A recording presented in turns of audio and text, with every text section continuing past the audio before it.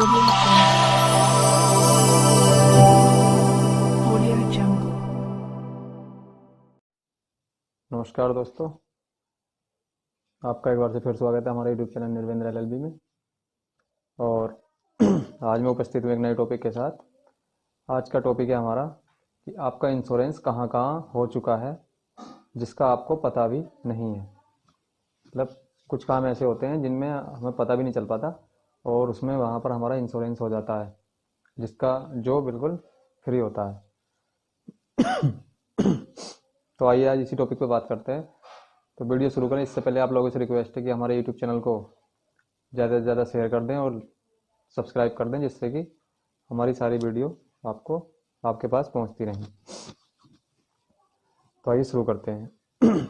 भारत में कुल 24 इंश्योरेंस कंपनियां काम करती हैं, जिसमें से एक सरकारी है जिसका नाम है LIC और 23 लगभग प्राइवेट कंपनी हैं, जिसमें Tata life insurance, Reliance life insurance, Bajaj Allianz और भी अदर लगभग 23 कंपनीज हैं जो इंश्योरेंस का काम करती हैं।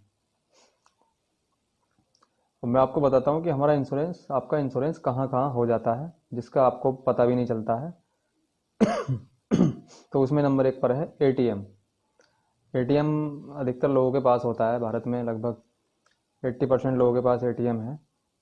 और जिस दिन ATM इशू किया जाता है बैंक से, उसी दिन से वो आपके ATM पर आपका एक्सीडेंटल बीमा लागू हो जाता है, जिसका आपको शायद जानकारी भी नहीं होती है, क्योंकि बैंक भी इस जानकारी को नहीं बताता है।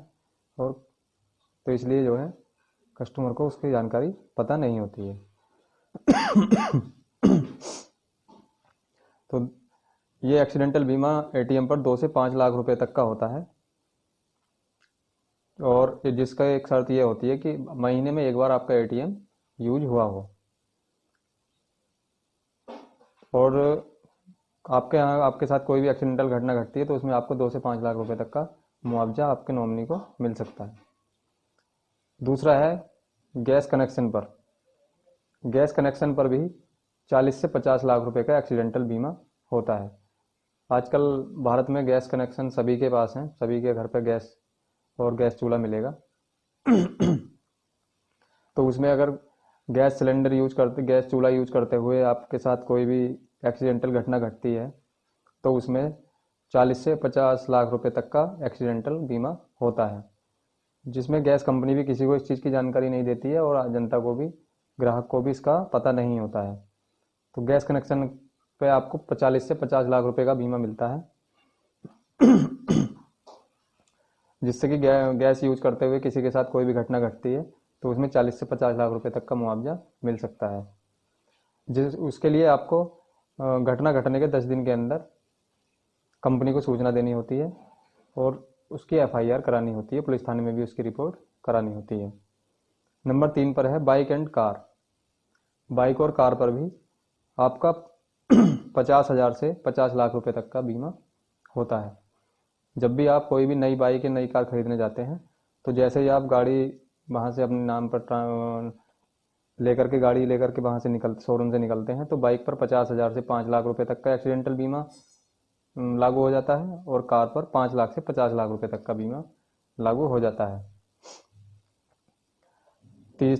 नंबर 4 है ट्रेन में यात्रा करने पर। अगर आप ट्रेन में भी यात्रा कर रहे हैं तो वहाँ पर भी अगर आपने टिकट लेकर यात्रा कर रहे हैं तो टिकट लेते समय आपका बीमा हो जाता है, जो 4 लाख से 50 लाख रुपए तक का एक्सीडेंटल बीमा होता है। अगर ट्रेन में यात्रा करते समय आपके साथ कोई घटना घटती है और उसमें रेलवे की आप कमी बताते हैं, रेलवे की कमी नहीं होती है, तो उसमें आपके नॉमिनी को 40 से 50 लाख रुपए तक का एक्सीडेंटल बीमा मिल जाता है। नंबर 5 है प्लेन। एरोप्लेन में भी अगर आप यात्रा कर रहे हैं तो उसमें भी आपका 5 लाख से 50 लाख तक का एक्सीडेंटल बीमा होता है। प्लेन में यात्रा करते समय आपके साथ कोई भी घटना घट जाती है, प्लेन क्रैश हो जाता है या कोई भी घटना घटती है तो उसमें 5 लाख से 50 लाख रुपए तक का एक्सीडेंटल बीमा होता है। नंबर 6 है रोडवेज बस। आप सरकारी बस में भी अगर यात्रा कर रहे हैं तो उसमें भी आपका 5 लाख से 50 लाख रुपए तक का बीमा, एक्सीडेंटल बीमा होता है। नंबर 7 पे आता है होम लोन। अगर किसी व्यक्ति ने होम लोन लिया है और होम लोन लेने के बाद एप्लीकेंट की डेथ हो जाती है तो बाकी का उसमें जो बाकी का उसका लोन बचा हुआ है वो सारा माफ़ कर दिया जाता है। Number 8, Jan Dhan account. तो मोदी सरकार की तरफ से जो ये जनधन अकाउंट खुलवाए गए थे, उन सभी अकाउंट पर 2 लाख से 5 लाख रुपए तक का एक्सीडेंटल बीमा होता है, जिसका एक नॉर्मल सा चार्ज काटा जाता है अकाउंट से। और 2 से 5 लाख रुपए तक का सभी खाता धारकों को ये बीमा सभी खाता धारकों पर लागू होता है, सभी के अकाउंट पर लागू होता है। तो यहाँ यहाँ आपके बीमा आपको पता भी नहीं होता और बीमा वहाँ पर लागू हो जाता है, बीमा आपका चलता रहता है। अब इसका प्रोसेस क्या होता है, तो इसका एक कॉमन प्रोसेस में सबके बारे में आपको एक प्रोसेस बताता हूँ। इसमें सबसे पहले ये जितने भी मैंने बताया, इसमें कोई भी घटना अगर घटती है तो सबसे पहले आपको एक एफआईआर करानी होती है पुलिस थाने में जाकर। पुलिस थाने पे एफआईआर करानी होती है, उसकी एक कॉपी चाहिए होती है। नंबर 2 होता है कि उसमें आपका मेडिकल रिपोर्ट चाहिए, या जैसे अगर डेथ हो गई है तो उसका पोस्टमार्टम रिपोर्ट होती है, वो चाहिए। और उसके बाद डेथ सर्टिफिकेट बन जाता है, बाद में मिलता ही है। तो इन डॉक्यूमेंट के साथ आप जा कर के संबंधित बैंक में, गैस कंपनी में, या बाइक वाली कंपनी में, या जहाँ भी जो भी घटना घटी है वहाँ पर जाकर आप इस क्लेम को क्लेम कर सकते हैं और बीमे का पैसा नॉमिनी को मिल जाता है। तो आज के लिए ये जानकारी थी। मैं उम्मीद करता हूँ आपको जानकारी अच्छी लगी होगी। अच्छी लगी तो वीडियो को लाइक करें और शेयर करें, और बेल के आइकन को भी दबा दें, जिससे हमारे आने वाली वीडियो का नोटिफिकेशन आपको तुरंत मिल सके। Audio Jungle।